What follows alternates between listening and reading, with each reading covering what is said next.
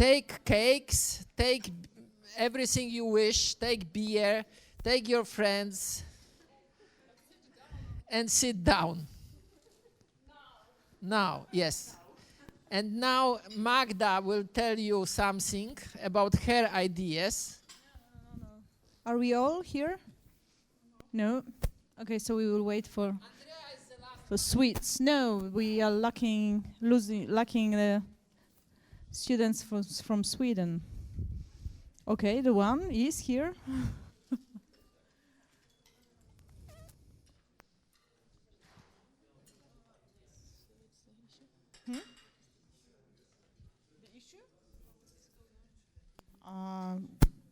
Lectures, Andrea. No, not me.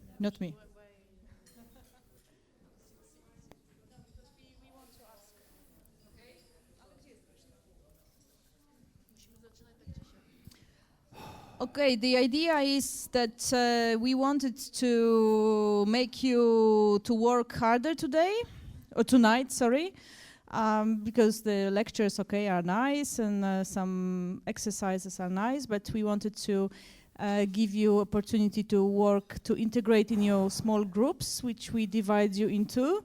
And we have a proposal for you. After we finish our lectures at 9, we can have 1 hour of bowling down in a hotel.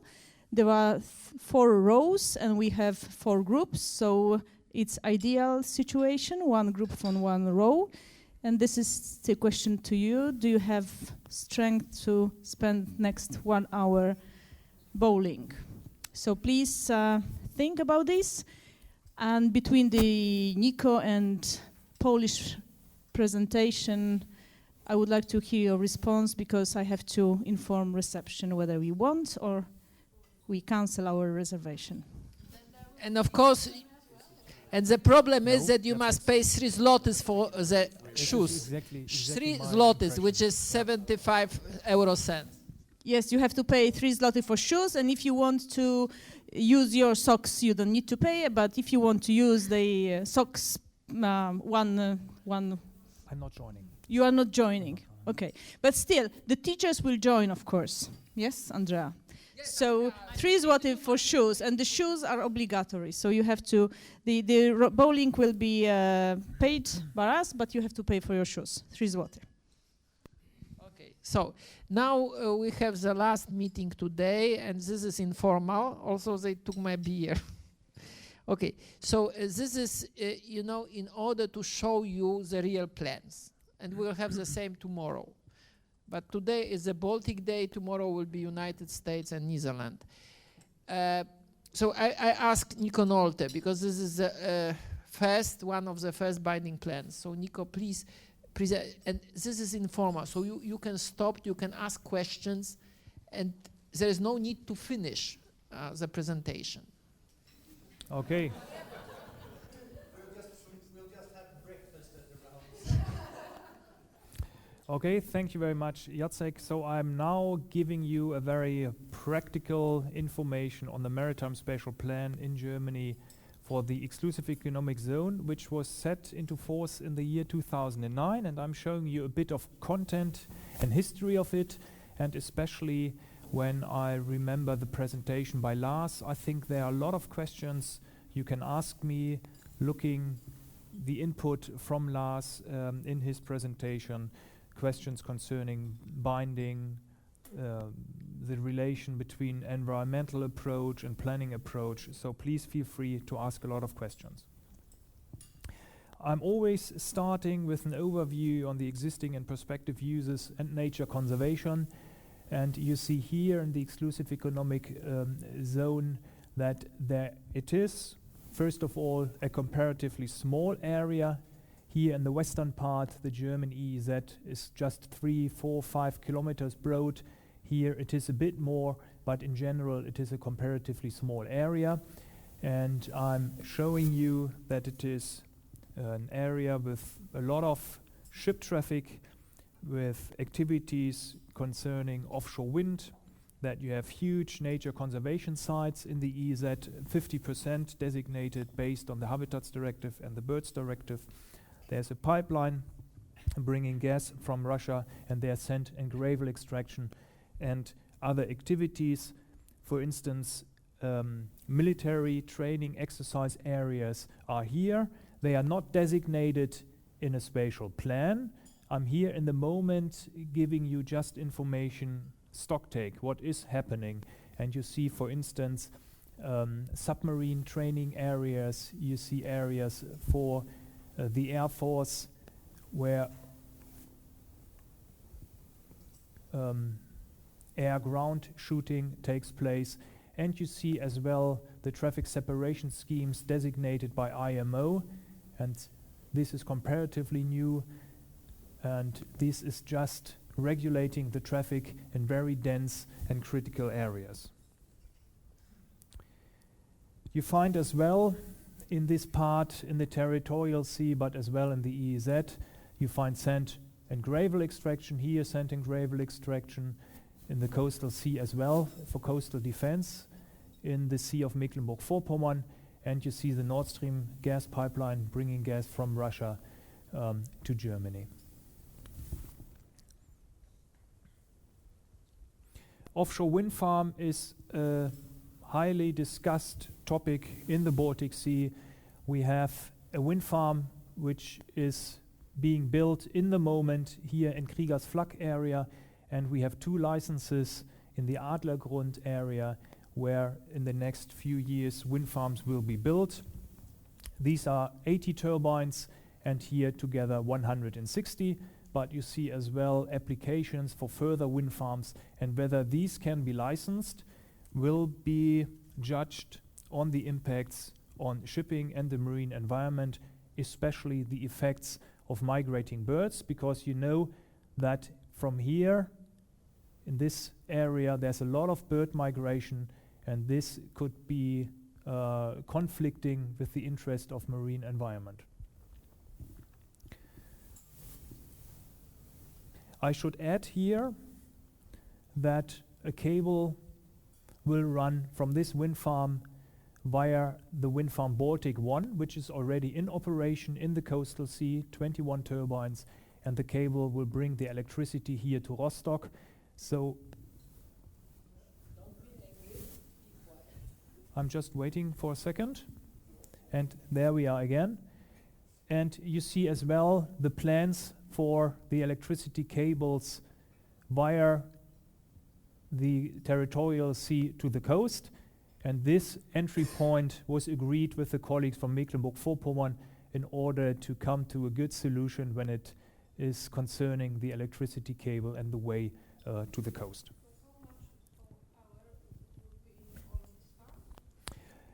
So in theory, this could be 400 megawatt per wind farm, so altogether roughly 700, 800 megawatt. And here this will be a bit less. The turbines are not 5 megawatt machines, but 3.6 machines. So it's roughly 260, 270 megawatt. You see here in Danish waters Nysted 1 and Nysted 2, which are gravity-based offshore turbines in 10-meter water depth, but here in Adlergrund and in Kriegers Flak as well, we are talking about a water depth of 40 meters. So this is technically very challenging.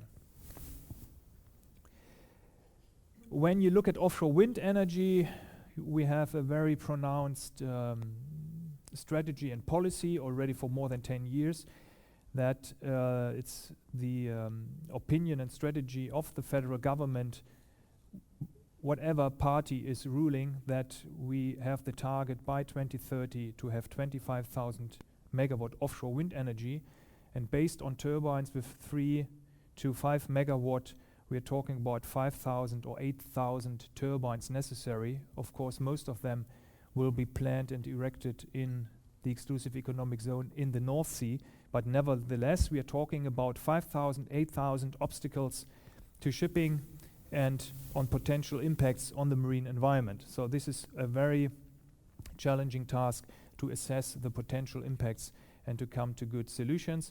And this is not only influencing the planning and licensing of offshore wind farms on a project level, but of course this is guiding and having influence on strategic plans such as maritime spatial plans.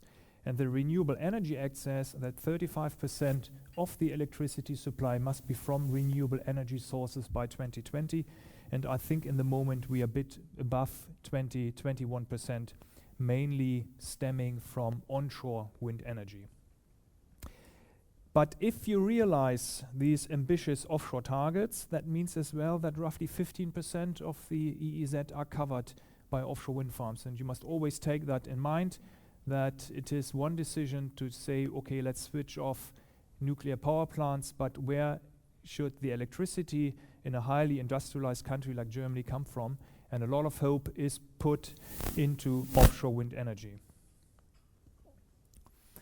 So this picture is nicely illustrating the potential conflicts in a small lake called Baltic Sea. And we have increasing use demands. We have potential conflicts between users and as well between users and the marine environment, the nature conservation.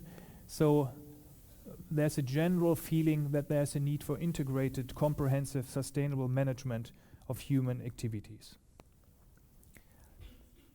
Just some background information how maritime spatial planning is perceived in Germany. It can be a supporting tool. We are saying it's long-term planning, and this long-term planning gives security to stakeholders and investors to tell them that in this area of the sea they can do business for the next 20 or 30 years. It is cross-sectoral, it's not fragmented. There have been a tendency in the last years to take decisions on a sectoral basis only. If you're applying for sand and gravel, the agency just looked at sand and gravel, and if you're looking for other interests, too often the licensing agency just looked at sectoral interests and didn't look at all the other interests at the sea. MSP in the end must deliver. It must deliver a coordination of users, and it is the ambition of MSP to anticipate and solve spatial conflicts before they occur. One has to say that MSP by definition is just dealing with spatial conflicts and can just deliver spatial solutions. There are other problems at sea, but not all of them can be solved by MSP, and sometimes the expectations towards MSP are much too high. And when I'm working in a Marine Strategy Framework Directive working groups, sometimes they have the idea that MSP can solve all the problems for them and is the one and only instrument to achieve a good environmental status by 2020. MSP can be part of the solution, but MSP is not the only instrument we can use for other goals. The guiding principle in Germany is sustainable spatial development, which brings the social and economic demands regarding space in line with its ecological functions and leads to permanent large-scale balanced order, says paragraph 1 of the Spatial Planning Act.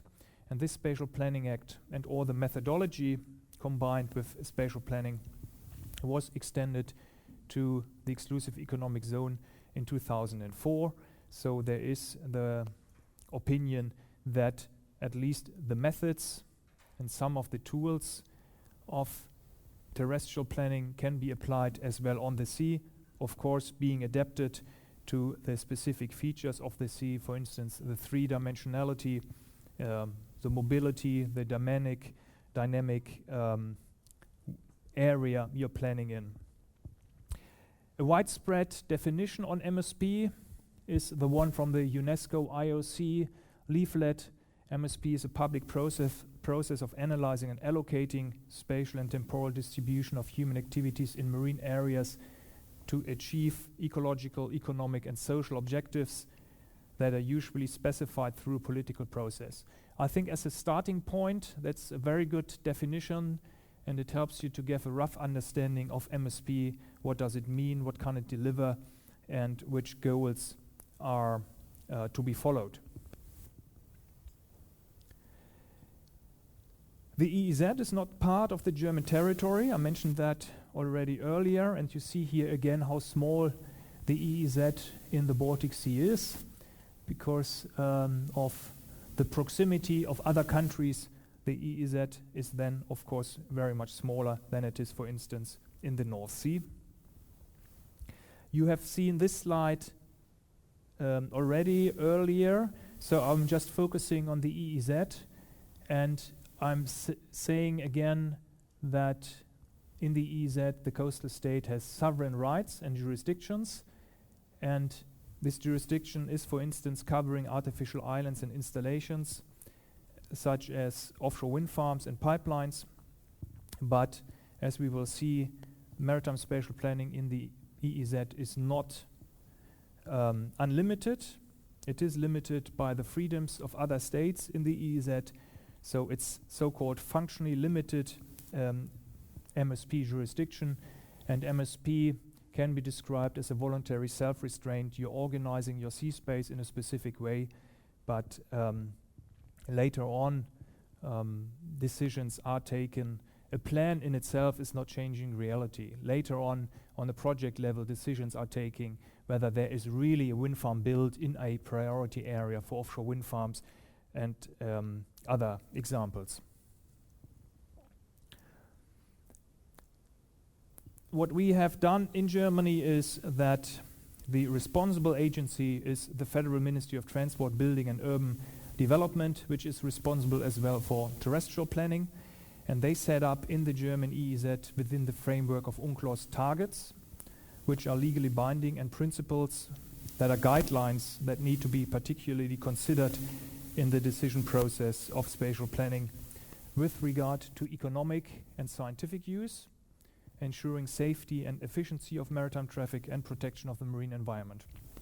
And these three subjects are coming from UNCLOS, so there's not the full possibility to do spatial planning for all subjects imaginable, but just for these catalog of topics which come from UNCLOS. What does it mean legally binding? Legally binding means that the plan and its designations, for instance of areas, are legally binding for other public agencies. And other public agencies, it can be a mining agency, an agency responsible for pipelines or offshore wind farms or nature conservation issues, they are legally bound by the decisions and designations of the plan. And they must follow the designations, and they may not contradict by their decisions the rules given by the Maritime Spatial Plan. Maritime Spatial Planning in the EEZ must respect the freedoms in the EEZ, so that's why we have a limited scope of MSP. We have freedom of navigation, overflight, laying of cables and pipelines for third states. And the German Spatial Planning Act has been made applicable to the EEZ in 2004, and this provides the legal base for spatial planning in the sea area. And just for information, Mecklenburg-Vorpommern in the territorial sea, in the 12 nautical mile zone, has issued a maritime spatial plan for the territorial sea already in 2005. The following guidelines have been formulated for spatial development in the EEZ. These guidelines are not legally binding. This is showing the thinking behind the Maritime Spatial Plan. This comes from political objectives, which have been brought in from different ministries in the procedure of setting up the Maritime Spatial Plan. We have 5 big guidelines here, and one is securing and strengthening maritime traffic, as maritime traffic, especially in the EEZ, plays an important role for reasons coming from UNCLOS. Another guideline is strengthening economic capacity through orderly spatial development and optimization of spatial use. This is recognizing that space is a valuable asset and one should use it in an optimal way, not wasting it. As I showed already, offshore wind plays an important role, so the promotion of offshore wind is in accordance with the federal government's sustainability and renewable energy strategy. Another feature we discussed and finally agreed on is the long-term sustainable use of special features and potential of the EEZ through reversibility of uses, efficient use of space, and priority of uses depending on the sea. That means, for instance, that all activities, all fixed installations on the sea in the EEZ must be decommissioned after giving up the use. So that means that it is prescribed already now that whenever you have a wind farm and this operation is giving up, let's say in 30 years, this must be built back, must be decommissioned in order to not to disturb marine environment and shipping. So we have to talk here, and it is already a guideline here that all uses must be reversible. Another guideline is that the national conditions must be safeguarded and secured by avoiding disruptions to and pollution of the marine environment. When you look at the whole procedure, it started in 2005, and we are asking ourselves what is actually going on in the sea 80, 90 kilometers distant from the coast. So we sent out a questionnaire on uses and interests to all different agencies, stakeholders, companies, NGOs, etc. we could imagine. And we got a lot of feedback that the companies, NGOs told us what are the interests in the sea, on which basis they are operating, do they have a license, or are they doing the business already since their grandfather's time. So that was very interesting to get an overview what is actually happening in the EEZ. After that, our agency started to draft a maritime spatial plan, including an environmental report based on the SEA directive. And in summer 2008, we carried out a public participation. Public participation means that the draft plan was sent out to all the identified stakeholders, was put on the internet, and we received a lot of comments on this issue. And we had 2 hearings, one in Hamburg for the North Sea and one in Rostock for the Baltic Sea. Parallel to it, we did an international consultation. We met with our counterparts in the neighboring countries, showed them our draft plans with the draft designations, and talked with them as well on our findings on the strategic environmental report. Because of all the input we got, very valuable comments, we changed the draft and had a new round of public participation in May 2009. And we even agreed with the public bodies that we were allowed to put all the comments on the internet. So everybody was informed what did the Agency of Nature Conservation or what did the Ship Owner Association say about our plans. The only exception was if we receive a comment from a private person, then we did not put it on the internet. But as a matter of fact, there was, I do think, no interest by private persons, or maybe just one person who was, for technical reasons, very interested in the questions of spatial planning. And we noticed that so far away from the sea, we had really, so to speak, professional stakeholders, representatives of NGOs, of communities at the coast, other agencies, etc. But it's was a bit surprising to us that private persons did not react on these draft plans. Yes, please.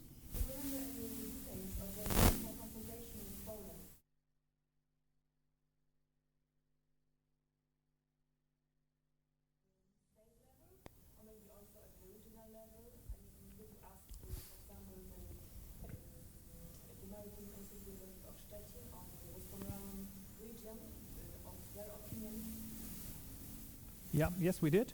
So I think our ministry directed the Polish Ministry of Transport. The Polish Ministry of Transport decided then which Polish agency have been invited to a meeting in Berlin. And we met in Berlin, I think, with 10, 12 or 14 Polish representatives of different agencies. And then this issue was discussed. And it was very interesting, and I come to that later, and I show you a slide that we have been receiving information on a certain ferry route from Świnoujście to Istad.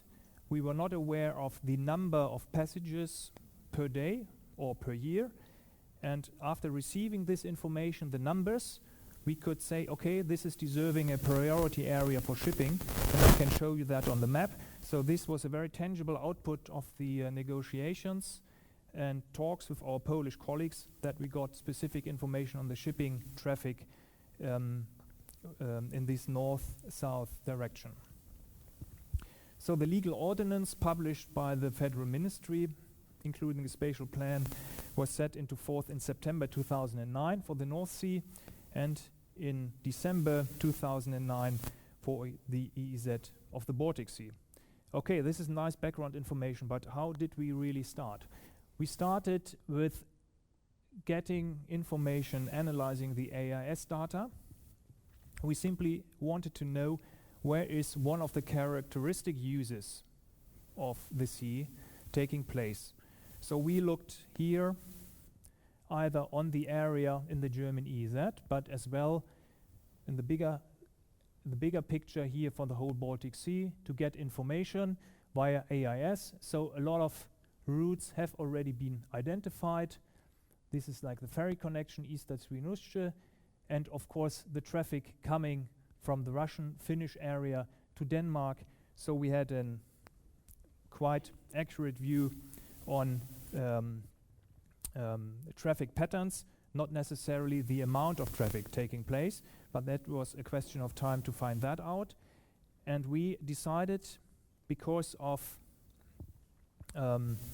analyzing in the EEZ the conditions set by UNCLOS and how to protect international shipping, that we have, based on the patterns I've shown you here, that we decided that the highly used shipping areas are priority areas marked in dark blue, and they must be kept free from obstacles such as gas and oil platforms or offshore wind farms. And we have reservation areas where the traffic is not that heavy, where shipping has a special weight in balancing of interest. So this light blue, it's difficult to see it here on the slide, but we have here a priority area of 1 nautical mile, and as a buffer zone, as a reservation area on the west and on the east, another nautical mile. So this was like the general structure in the Baltic Sea, taking shipping as a starting point. And you see, because of the small EEZ here in the western part, it was decided to have it either as a full priority area or as a reservation area for shipping. That means that no obstacles are allowed here, because the collision risk would be much too high. I mentioned already consultation with Poland, so we got the information on the ferry route, and we had the thumb rule: whenever there are more than 1,200 passages per year, then this deserves, under these conditions in the Baltic Sea, a protection as a priority area. And the method of designating priority areas, reservation areas, this is exactly the methodology we have as well in terrestrial planning.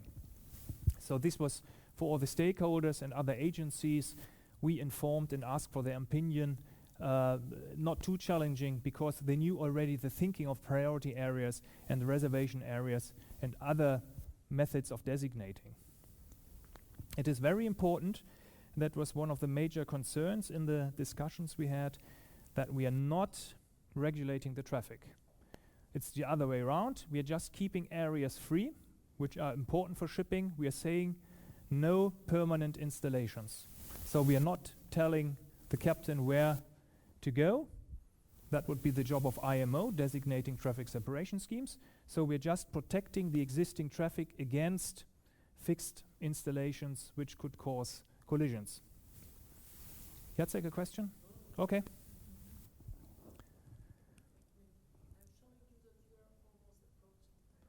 Okay. Then very short strategic environmental assessment. That was done for first time in an area distant from the coast.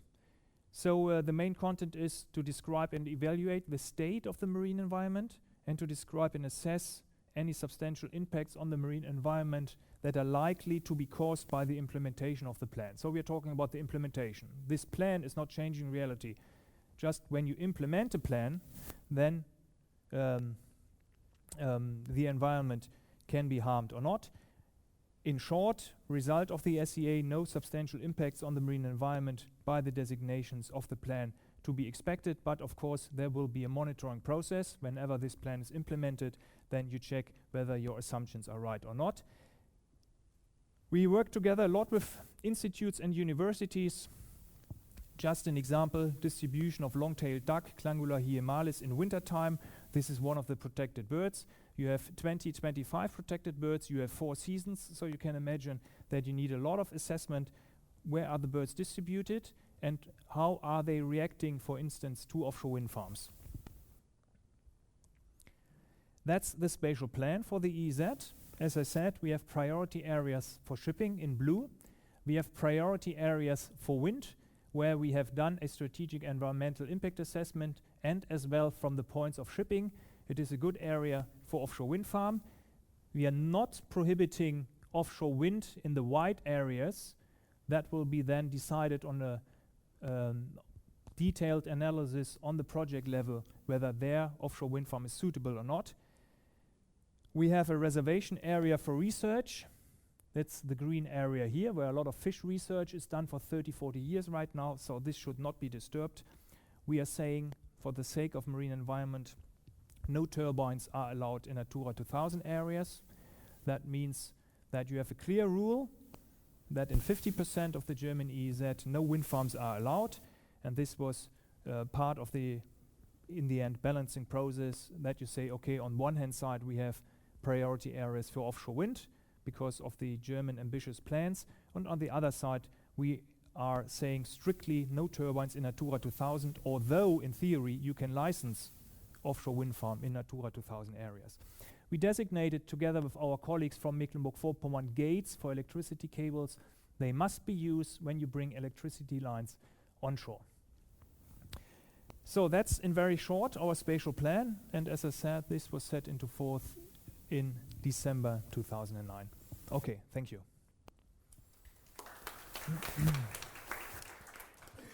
There I see 2 questions. It's not a question, but it's a comment. If you listen carefully when the lawyer is speaking, he has a precise definition of binding. But when you read all these sort of general policy documents, it just says binding. But he says legally binding to other authorities. And then all actors know.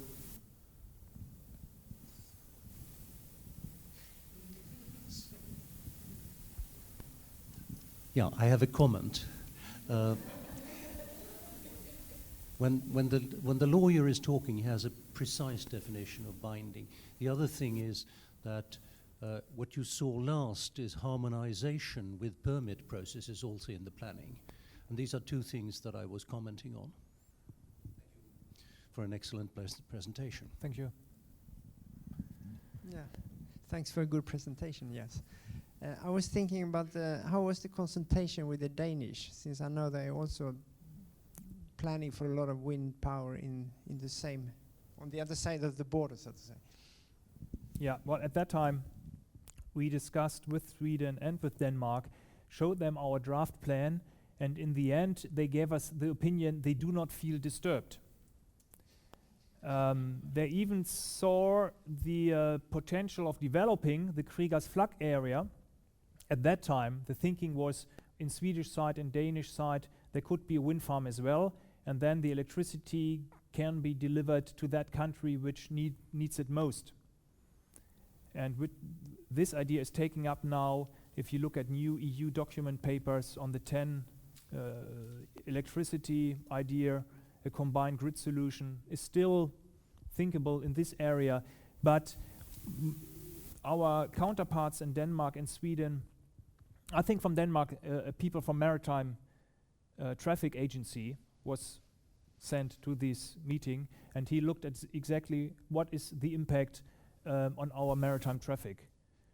So, and from Sweden, it was somebody from the environmental ministry, and he probably looked at other issues as well. Okay.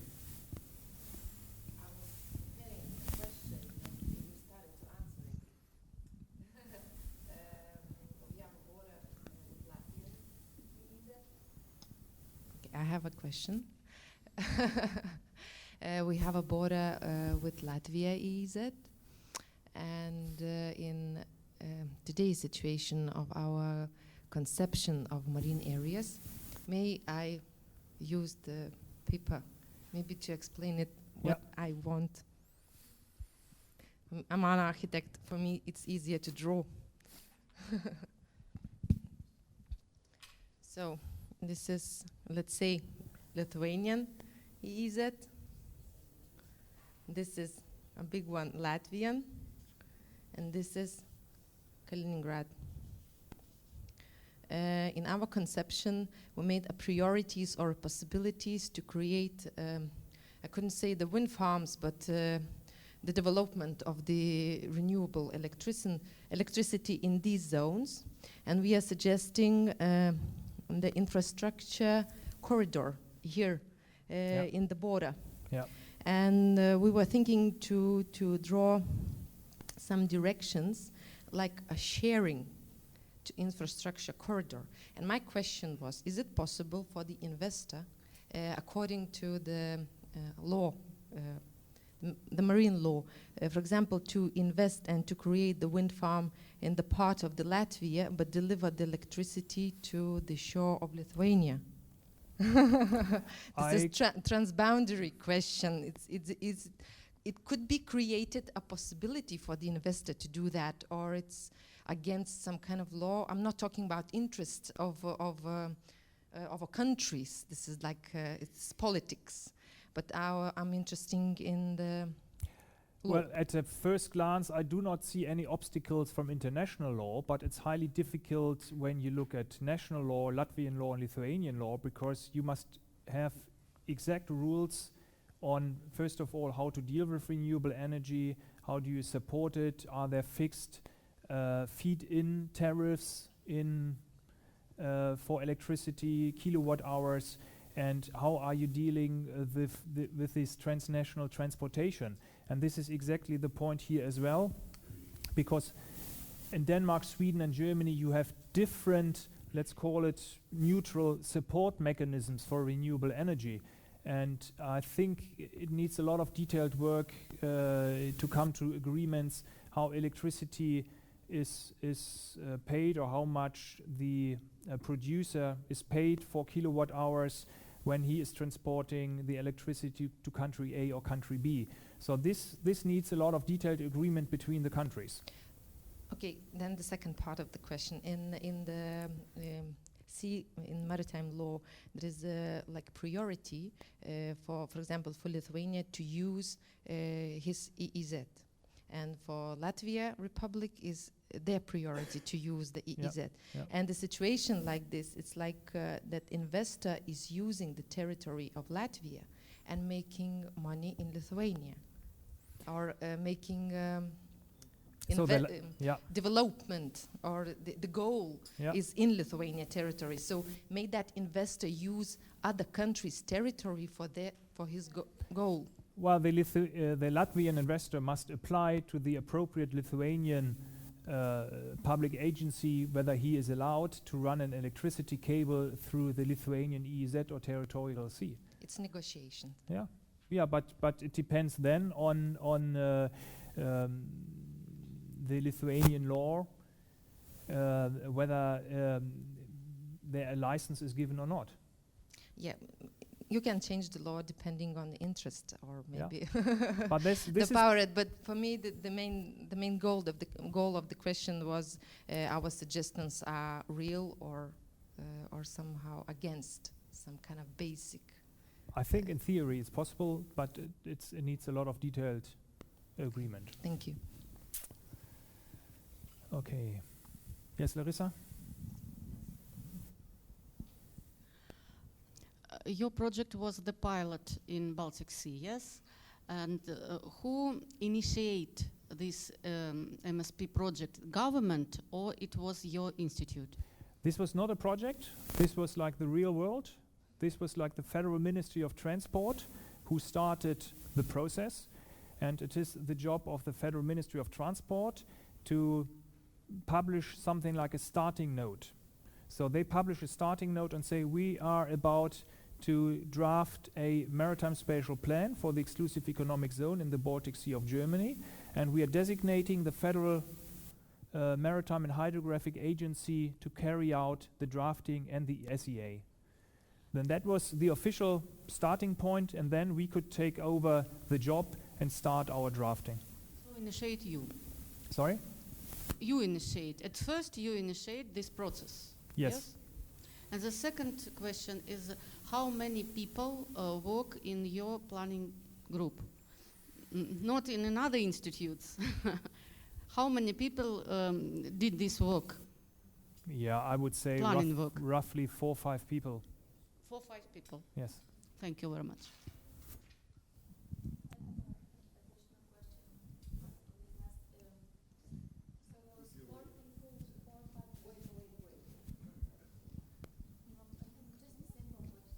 Microphone?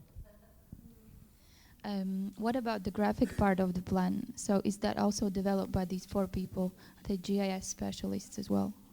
So we receive the AIS information from the Water and Shipping Directorate.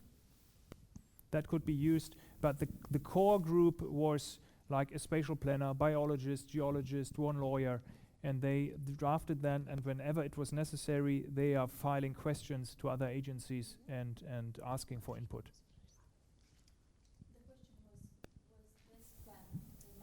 Yes. Yes. Yes. Yeah.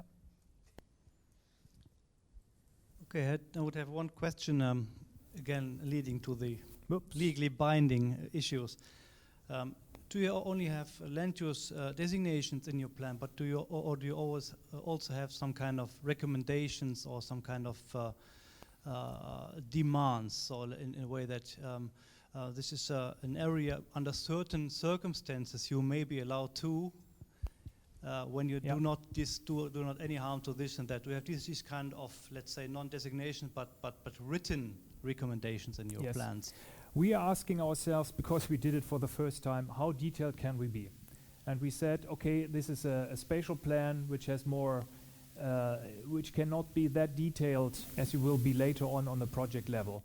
So we were thinking of when you designate an area for offshore wind, shall we already give the rule that whenever you are like piling, it should be not louder than 160 decibel, for instance. And then we decided, no, this is something for the project level, but we can already give the recommendation that special importance has the question of noise towards marine mammals, so the noise of piling should be restricted as good as possible, etc., etc.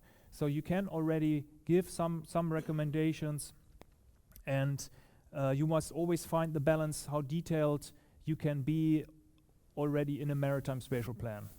But we had already the problems that we could not deal with fisheries because we said this is solely EU competence because of common fishery policies.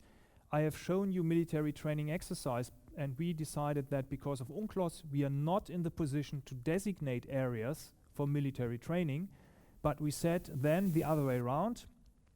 Whenever an activity is carried out, they must take special consideration of the interests of fisheries and military training.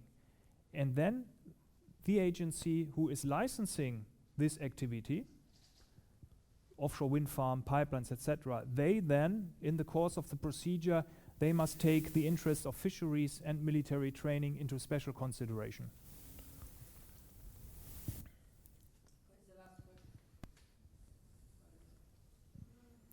If you allow me just one sentence, we were talking about Natura 2000 areas. Natura 2000 areas are designated on the Habitats Directive and the Birds Directive and the corresponding German laws, and this is done by the Nature Conservation Agency. So this was another issue. Even if we wanted to, we could not designate Natura 2000 areas in the exclusive economic zone because it's simply not our competence. So this is sometimes making your life difficult. As I said, fisheries, military training is out of our competence. Designating Natura 2000 is another issue. So we cannot plan the whole issues imaginable.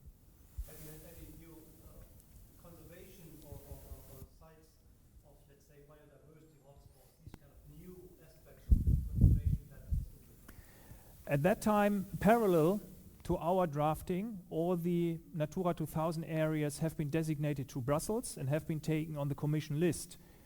And at that moment, the Federal Ministry of Environment said, okay, we are happy because we have our areas designated in Brussels. This is 50% of the EEZ. We are European forerunner. We are happy. So no further areas have been nominated, but they said that it is very difficult to deal with impacts on bird migration. There is a special area of concern. It's exactly here in between where you know exactly the lot of the pathways coming from Scandinavia, the cranes and other very important birds. They say, please take care of this issue on the following project levels. So we have a recommendation as well with regard to migratory birds. Thomas? Well, I actually lost my question. Well, I could take another one then. Nick, I mean, this is important information for Sweden when we are stock taking and looking into the starting point for MSP. So, if we come to you in Hamburg, would you share all the GIS data with us? Of course. Well, yeah. I mean, basically the data you show on the map here.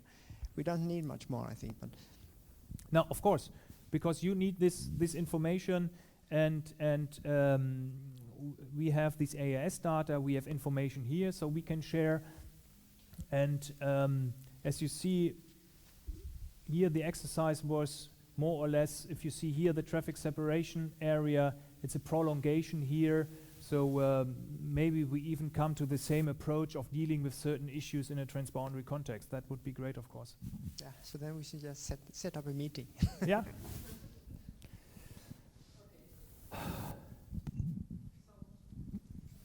Thank you very much, Nico. And Nico will stay till tomorrow, so you can exploit him and do it. Okay, and now I will present you Polish attempts of planning, and it's a very challenging task because Ania is here, but Andrzej promised to support me. I will use this because I will give. Is it possible to use it?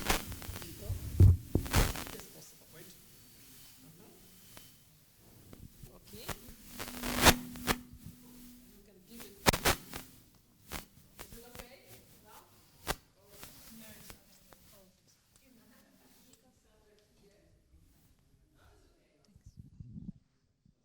not.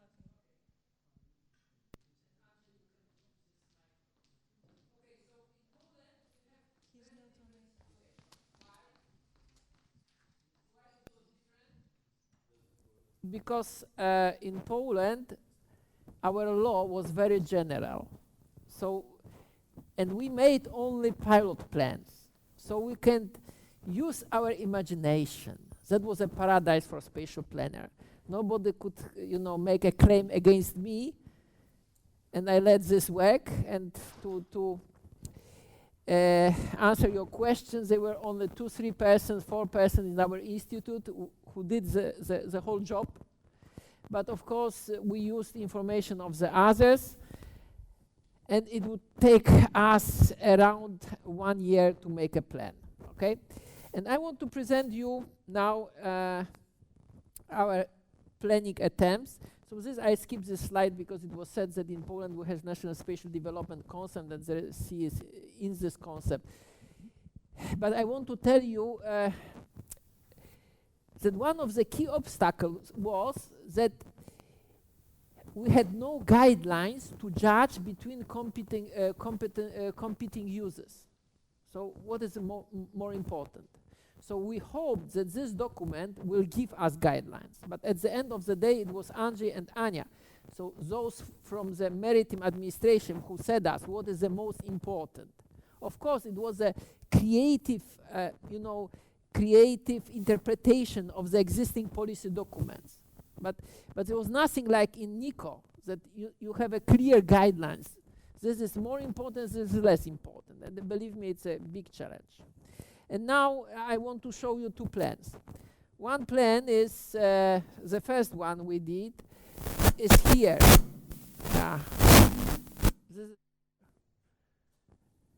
So we are somewhere here, and this is the Puck Bay, or the western part of Gdańsk Bay. And we made this plan in 2008. Why here? Because it's the area under huge pressure. I will show it.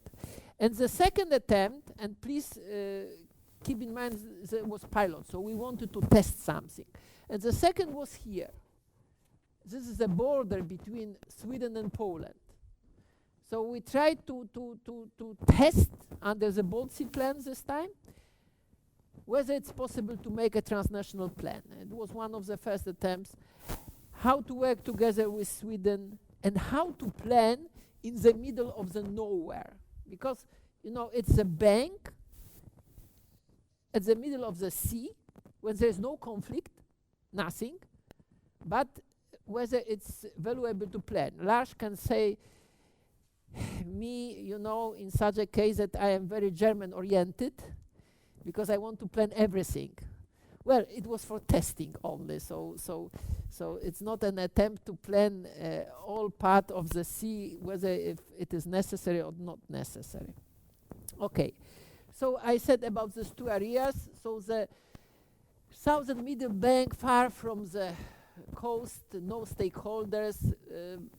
Well, the people, they must think along whether they have some interest in this part, and Gulf of Gdańsk very intensively used, very close to the big cities, and very important from point of view of ecology, from point of view of the nature.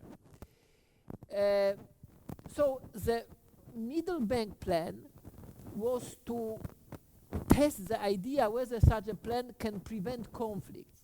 The Gulf of Gdańsk was to test how those conflicts can be prevented in practice. And of course, there was also different legal regimes, because in the middle bank it was EZ with the limited jurisdiction, and here we have internal Polish waters, which means that it's a part of the Polish territory entirely. Even fish is regulated there. Yeah, you can show plans, no problem. And my presentation will be focused not on the outcomes of the plan, but rather on the methodologies. At the starting point was that in the Gulf of Gdańsk, there was a more or less rich body of knowledge available, because it was a very research area. In the middle bank, we have almost no information. And I want to show you how we cope with all those challenges. So, what was the character of the plans? The character of the plans was very, very different. So the Gulf of Gdańsk, you can imagine as a kind of local comprehensive planning.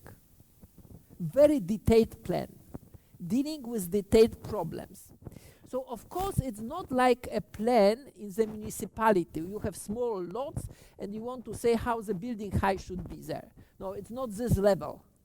But still, in the Gulf of Gdańsk, we wanted to show the very detailed guidelines, what should be done, what can be done there, or what should be prohibited there, okay?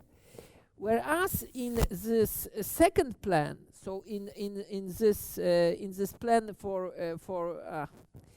the middle bank, okay, in this middle bank plan, the idea was different. The idea was to reserve the most valuable sea space for some uses.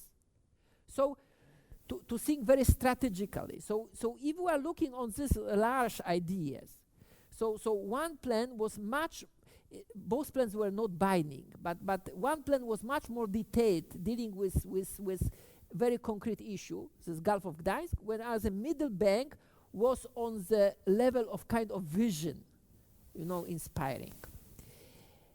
And then one more word about the methodology. Because here in Gulf of Gdańsk, we coped with a very important problem.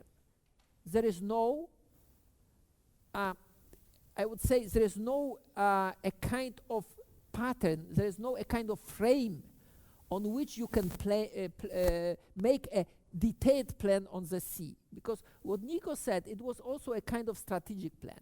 You know, reserving the most important, putting apart, making recommendation of preserving some areas for some functions.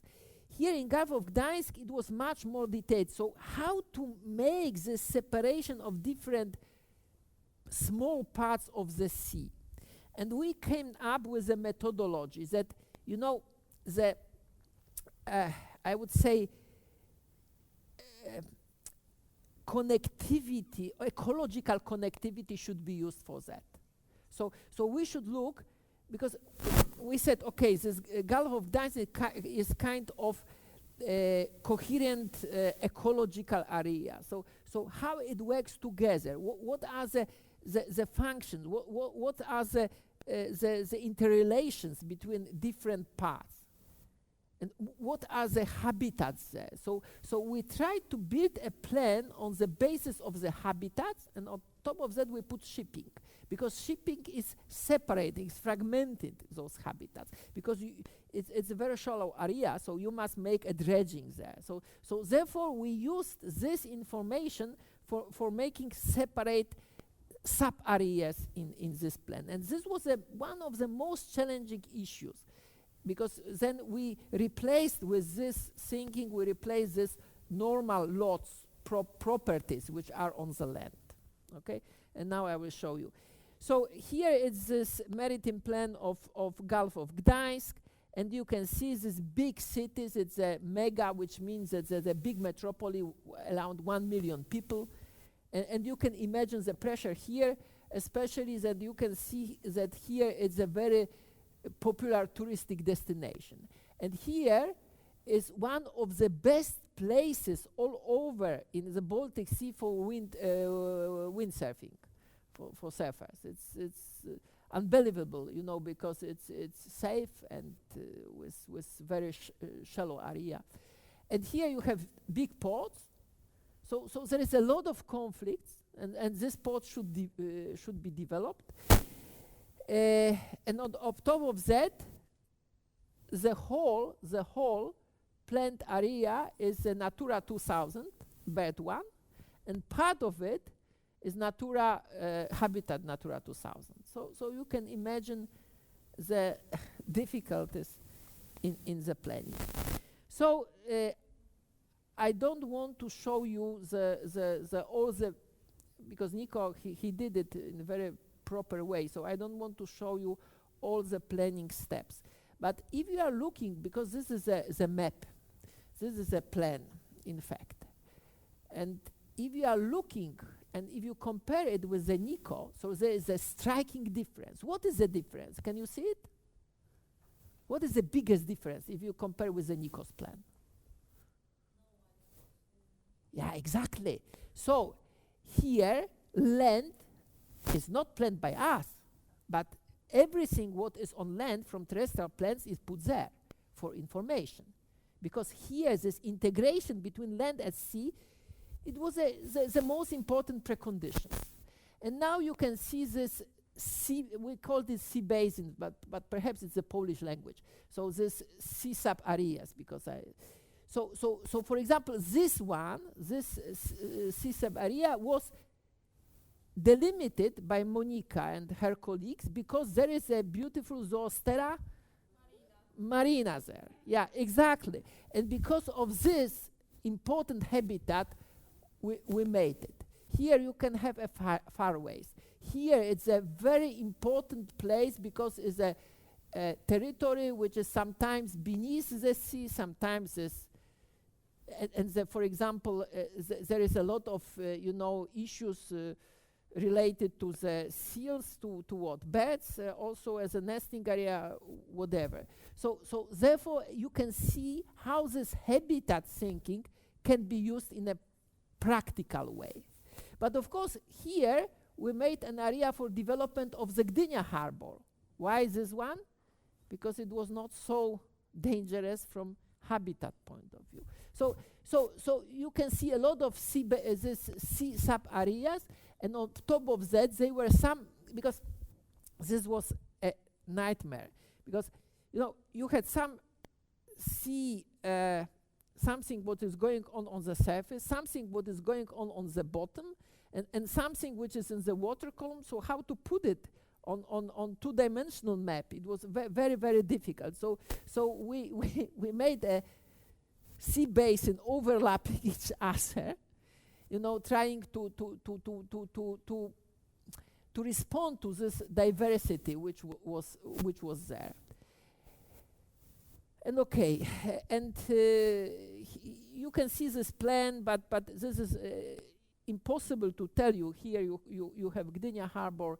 Here it was also fascinating because I reserved here area for development of extension of the harbor, and the harbor people said me that I am stupid, and now they are using it after 3 or 4 years.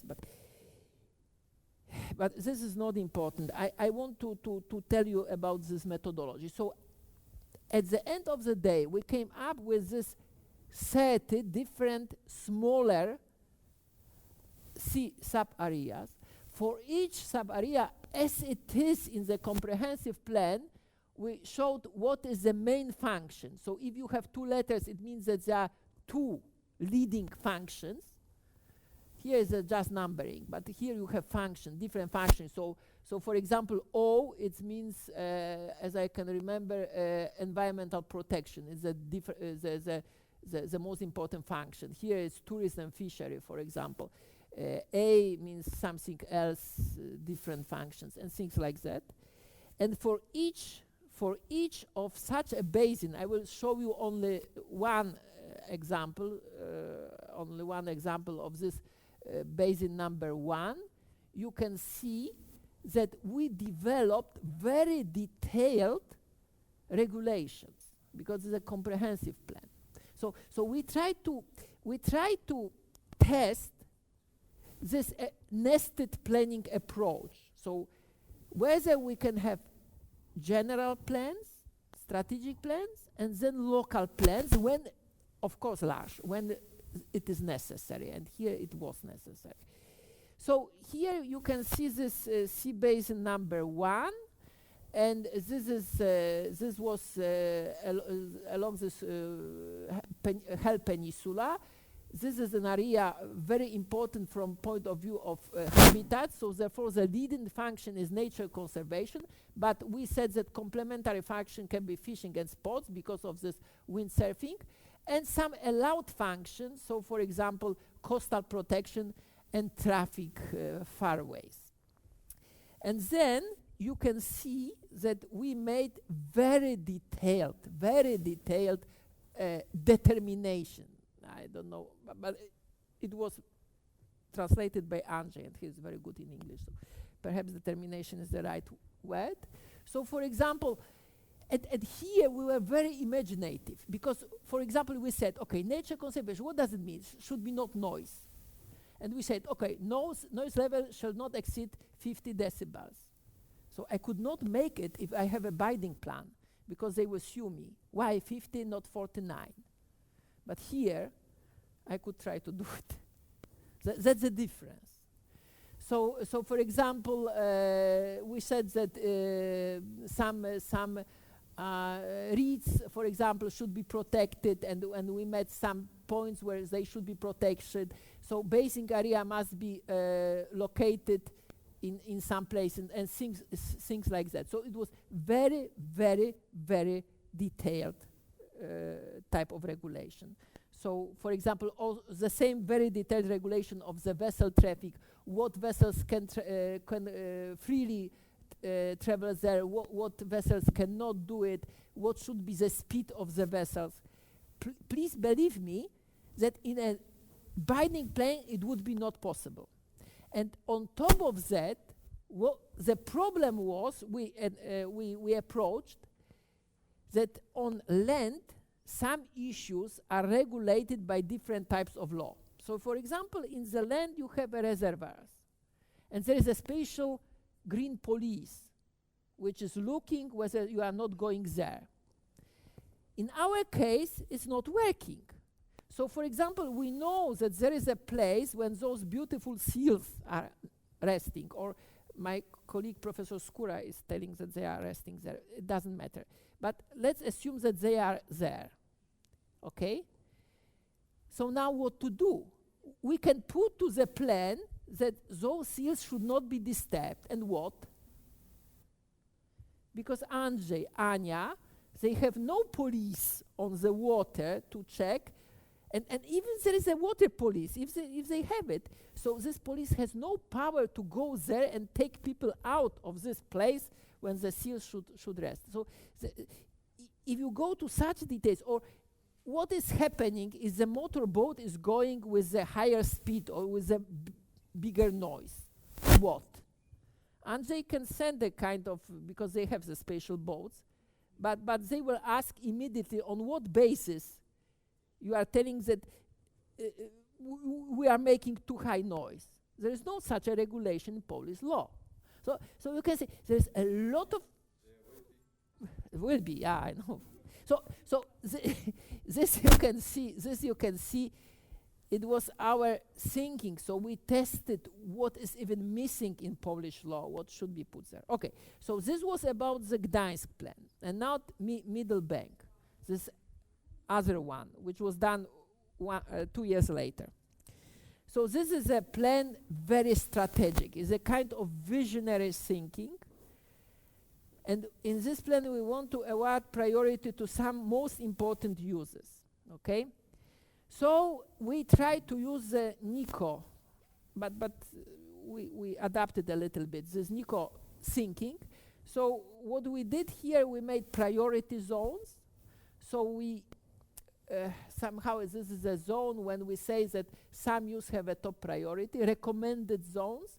So there are some uses which are highly welcome, but also other can be there.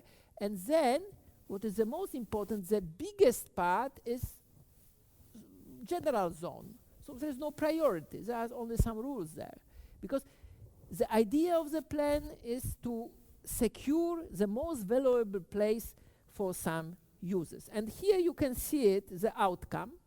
And this the most valuable place is this middle part, which is a shallow middle bank. And why it's so valuable? For two reasons. One reason is because there can be windmills there, because it's shallow. And the Sweden, Thomas, he wants to build something there, as I understand. Okay? He don't know yet. And the second reason is because if it is shallow, can be important habitat. But we don't know about this because there is no research about this.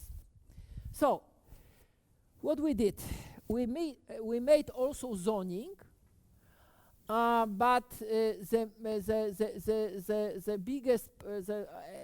biggest part is this general zone. So the middle part, when this valuable area is, I would say, perhaps most obvious, we said that here we should use precautionary principle. What is that? Precautionary principle. What does it mean? That if you want to build windmills, first check whether this area is ecologically valuable. For the others, there will be also possibility to build windmills, and here is extraction. So extraction of the sand. So we said, okay, this is also possible there. So we made the sea basins, but with the big this other areas, as you can see here. And what is the difference? The difference here is that we made mainly the general prohibition and requirements for the whole area and some recommendations.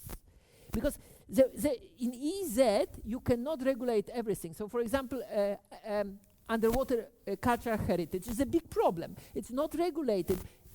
Everybody can go to the wreck and do whatever he or she wish, can pick up.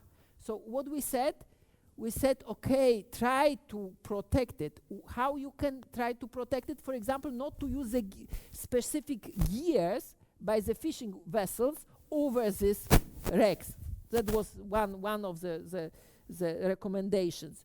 Or if you are dredging or if you are making some other activities, try to first to look on ecological values of this area, because it can be important for example for winter, but we don't know. So there was a kind of recommendation, a lot of recommendation because of different legalism in EEZ. And then the same was on the level of sea basins.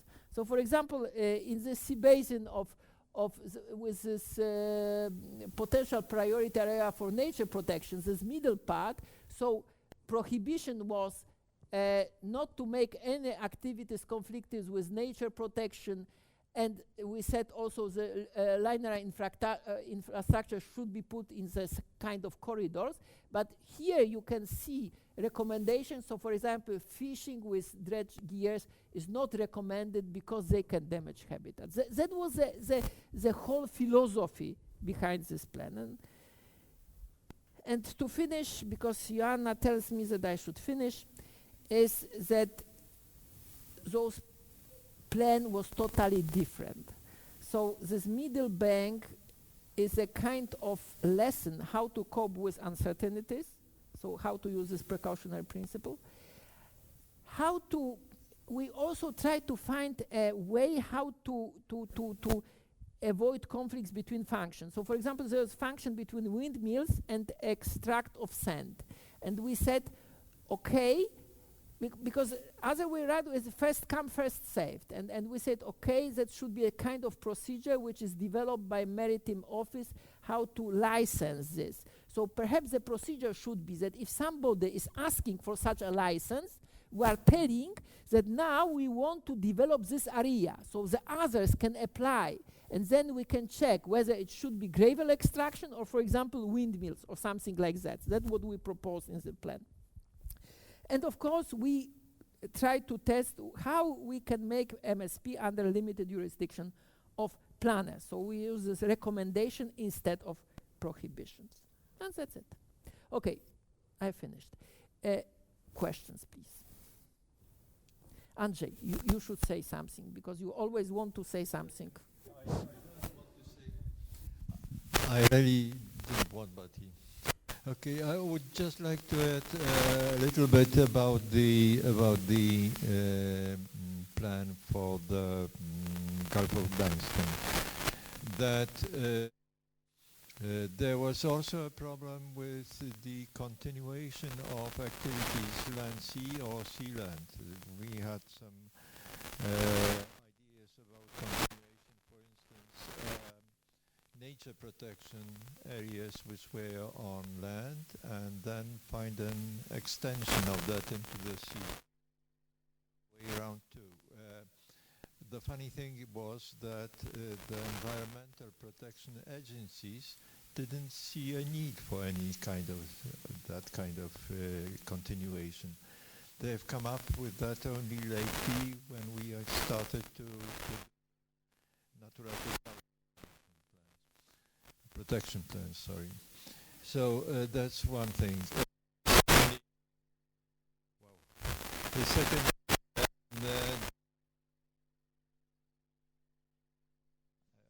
I'm full of additional electricity or something. Secondly, there's the issue of possibilities of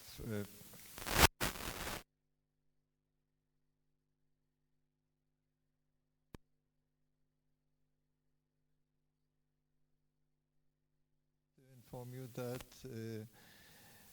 more or less according to the indications in the Gulf of Gdańsk plan, the director of the Maritime Office in Gdynia is preparing for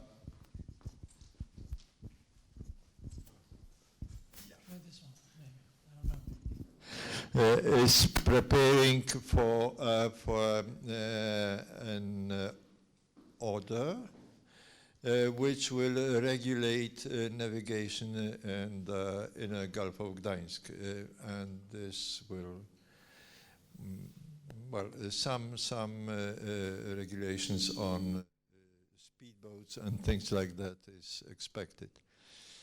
Then the plans were also and are taken very seriously as the best available knowledge by our office, and so it's partly implemented in the daily decision-making process.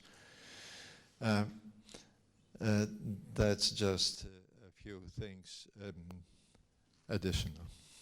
So we are leading discussion now. Questions, please. Oh yeah, questions.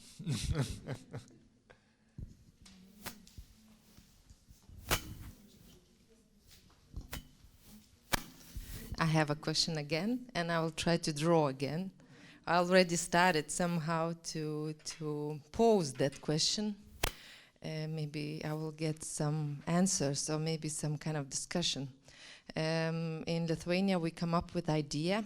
Is there a need or possibility, or there is a chance, for example, to regulate or maybe to investigate the situation as the 3D of regulation of the water? As we understand it, as the planners, but we don't get any information. Maybe the idea is kind of stupid, but I will share with you. Maybe there will be some kind of answers or some other ideas and that we could use in our planning process. So the idea that the water level, for example, is like that, and let's say this is the bottom. As we understand, as knowledge, as we have for today, is that the activity uses something like 20 meters depth from the upper level of the water. The shipping activity uses maybe some farmers, the fish farmers or some other activity are using this area. And then in the bottom, the area are used 10, maybe 20 meters up from the bottom. Against, it's a fishery with the fishing way of trailing, maybe some kind of planktons, and the Natura 2000 territory that now it's establishing in Lithuanian economic zone. It's focused on the bottom because there is some, maybe I'm not right, but some planktons or some organisms that should be protected, or they are investigating should it be protected or not. And the main question is what's going on in this area, and do we have a need to regulate, or maybe we have a possibility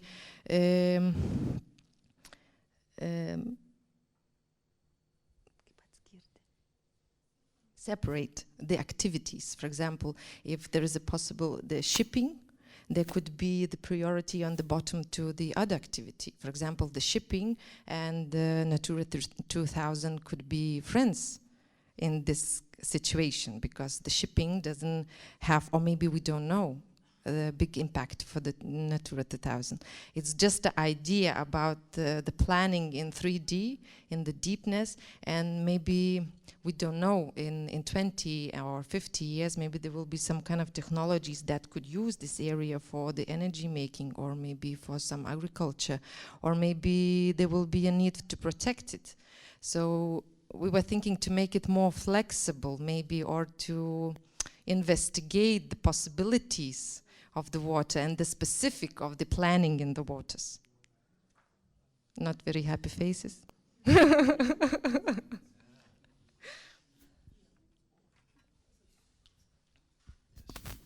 Wow, I would say wow. But yeah, that's the big idea about the 3D planning, more or less. But it of course depends on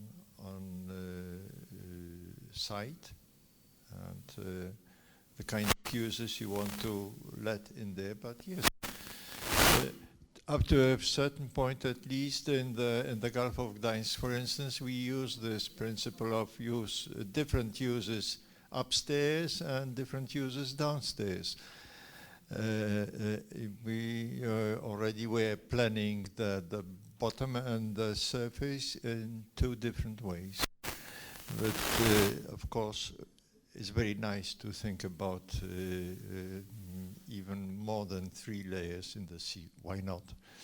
But maybe somebody has some, because I can't manage this. Maybe somebody else has some other ideas about it. More questions, or are you very tired?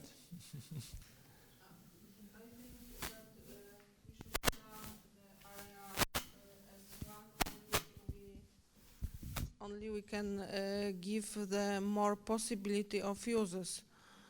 For example, how you show here, is possible to make on the Nature 2000 area or conservation area to allow also to make a shipping road on the same when there's nothing is against. And but many things, for example, fishing, use bottom, but also the surface, because the boat must go on the surface. So it is possible, but only partly, to think about the column of the water, divided the column of the water. It is only partly possible.